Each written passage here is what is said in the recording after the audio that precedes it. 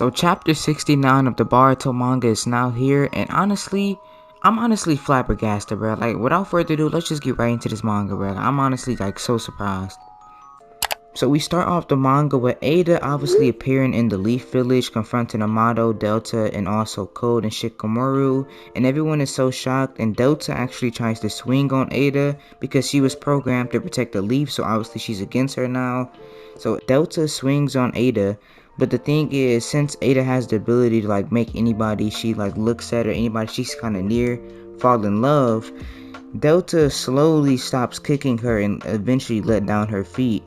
And Eida is not even surprised at all because that's just her ability. But Shikamaru, on the other hand, is obviously like surprised because he don't know his abilities yet. And since Shikamaru does not know Eida abilities, he's surprised on why he thinks Delta is like, he thinks Delta is just not gonna kick her and Delta is just stalling, but that's not the case. Shikamaru calls for backup. Now we switch to the point of view of Sasuke and Boruto. So Sasuke and Boruto, we're starting off here of them just having a friendly conversation of talking about what happened in the latest chapters basically, and why Kawaki killed Boruto. Sasuke basically apologized saying, "Forgive me, Boruto. Stopping Momoshiki's rampage was my responsibility as your teacher, but I basically failed you." So Sasuke's basically mad. Well, he's not really mad, but Sasuke's basically sad and disappointed in himself that even Sasuke, Boruto's own teacher, couldn't stop him, but a kid, Kawaki, can. So since Kawaki took this burden of Sasuke's that Sasuke should have took, Sasuke basically is really disappointed in himself, and he talks about having resolve, basically, of how Boruto got his resolve from how Sasuke gave him the headband, and he helped him tighten up his resolve. But Sasuke is now saying, basically, this is my resolve now. It's my time to show you my power. It's my time to take over as your teacher and actually show you everything I got. I'm sorry, Boruto. And Boruto doesn't really know what he means by this, so he's kind of just like, huh, because he's kind of don't understand. And while they're talking about that, basically Sarada and Mitsuki are also talking about it. And Mitsuki says to Sarada that we need to get stronger. So basically Mitsuki and Sarada is talking about how they couldn't help Boruto and they're kind of devastated as well. And honestly, I kind of expect Mitsuki to be this way because him and Sarada do both care about Boruto, and them being not able to help Boruto in one bit in the last fight and how he died, it kind of devastates them on how he could have died because they don't really know that Boruto died yet. They just know that he could have died. So basically they're kind of devastated as well as Sasuke is. Then Mitsuki out of nowhere with the love struck asks Sarada does she like Boruto. Sarada basically freaks out and says, what the heck did that come from? But then Sarada realizes as well that she needs to get stronger just like Mitsuki. So basically Mitsuki and Sarada, the whole thing that they were basically talking about is how they need to get stronger to not only protect Boruto and be there for Boruto, but protect their own sake and the Leaf Village itself. Then we turn over to Kawaki's situation. Kawaki is just now waking up out of the hospital bed and Naruto is basically looking at him again. And even Naruto says, this reminds me of the first time we met too. And then they're basically talking about how he killed Boruto and that was the only way he could really stop Boruto from like, you know, not having any control over Momoshiki. Because Momoshiki was taking over Boruto's full body. Boruto knew that he couldn't control him, so that's why Kawaki killed Boruto. And then Naruto tells Kawaki of why his karma power saved him. And basically Naruto is telling him about Kawaki, how he didn't die because Momoshiki planted like the karma like the rest of the 18% of Okutsuki inside of Boruto and he basically revived him. Before Sumire walks out the room, she is also kind of devastated because like she didn't know any of this and all she heard was Boruto's dead. And the thing about this is that Naruto knows this fact, so Naruto is basically saying that if you wasn't there, then we might have all died. I'm grateful.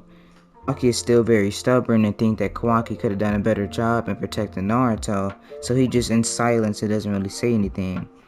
And Kawaki keeps already saying that he doesn't really have any home, and that is why Naruto keeps on telling Kawaki that his home is Konoha. Basically everybody in Konoha is family to me, including you, Kawaki.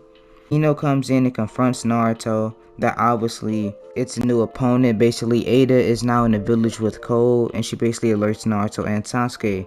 So Sasuke alerts Naruto about it and now they're on a roll and now Sasuke tells Boruto to come on. Time for us to fight now, let's go Boruto. Before Naruto leaves the hospital to go help Sasuke in the fight versus Cole and Eida, Sumire basically confronts the Hokage Naruto and asks him if Boruto is alright, and Naruto responds and says, yeah, fit as fiddle, no need to worry. Then we switch back to Eida's point of view, how Eida is basically controlling the entire arc right now, as how she's just controlling the entire room. So Eida has officially put Shikamaru under her ability, which she can basically control him, and now he can't really fight against Eida. That's why Shikamaru was like, what the heck is she? I feel like not normal. Basically Shikamaru saying he doesn't feel normal. And Shikamaru basically tells Ino to mind control him to Amato so they can speak mindly, like so they can like speak through their minds and like not talk physically. And he basically asks Amato, what is she? How do I fight against this ability? Amato is constantly telling Shikamaru that it is futile and it doesn't even matter. I don't even know why you're trying to fight against her. She's impossible to fight against. You can't beat her. He's basically saying her name is Eida. To sum it up, all of us in here are currently her captives. And then out of nowhere, Eida turns back and looks at Delta one time, and Delta basically falls in love with Eida, because that is her ability. And Amato tells Shikamaru basically the only way to defeat her is if you kill her, and you can't really kill her. Like, that's what he's basically saying. He's saying that you can't really kill her. Then Code is back to threatening Amato to give him back his limiters, and while he's threatening her, Shikamaru makes a 200 IQ play, and he's basically saying, what's your motive? How are you helping Code? Do you have some grudge against Konoha? Eida responds back saying Code's motive is personal to him. I do not care about it at all. Well, I have no reason to hide it, so I don't think telling you, Shiki dear, since you're so easy to talk to. Then she basically confronts her love for Kawaki, and Shikamaru is once flabbergasted again. And since now he thinks I could basically like control her and like basically tell her a plan that if she stops like all what she's doing right now, he could tell her a way how she can get more close to Kawaki. And you know, since Eida loves Kawaki and Kawaki doesn't really know who Eida is, that is the only way like you could basically beat Eida if you like, you know what I'm saying, like confront her, like lie to her.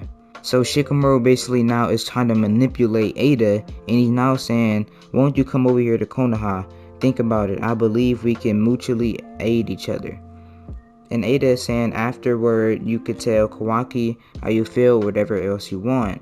And Code is basically thinking right now Eida might betray me because of the way Shikamaru is thinking. And Shikamaru obviously was thinking this because that's the only possible way you could probably defeat Eida. That's the only way the ability will wear off if you kill her or if you basically tell her to take it off, which she's not going to do. So the only possible way that this would help, and Shikamaru was helping in this situation, was basically lying to Eida or making a deal with her in Konoha. So that's going to sum up this video. I just wanted to do a chapter review, and honestly, this chapter is insane, bro. I can't wait to see more chapters in the future for this anime Boruto.